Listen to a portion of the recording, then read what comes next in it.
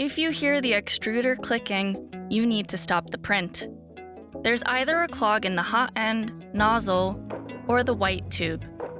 To fix this, go to your menu and click Prepare. Scroll down and click Preheat PLA, and then click Preheat PLA again. Go back to the home screen, and in the top row of icons, you will see a temperature indicator for the extruder nozzle. Wait till the temperature reaches 185 degrees Celsius, and then remove the coupler from the hot end using the double end wrench that came with the printer.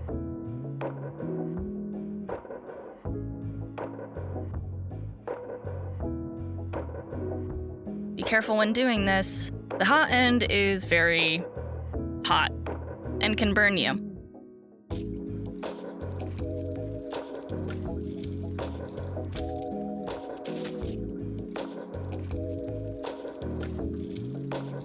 Clean the inside of the hot end while it's still hot with an Allen wrench and make sure to wipe it clean.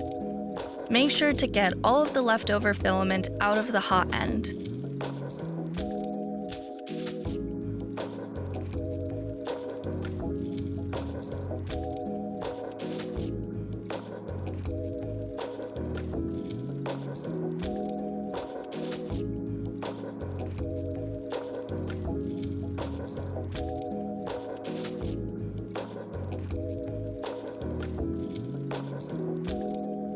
Screw the coupler back on, and then install a new nozzle and cut a small piece off of the end of the white tube, also known as the Bowden tube.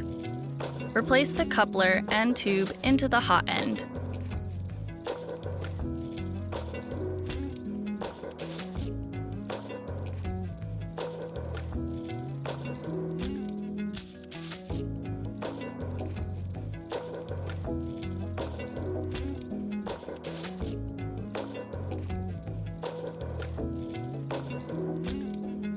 To replace the nozzle, you'll first need to heat up the hot end.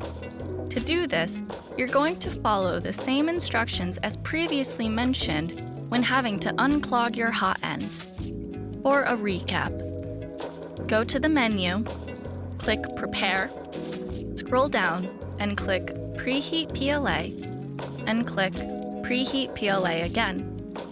Use either the wrench that came with the printer or a torque wrench to unscrew the nozzle. Make sure that you take note and double-check the size of the nozzle before installing it. Screw on the new nozzle until it becomes nice and tight.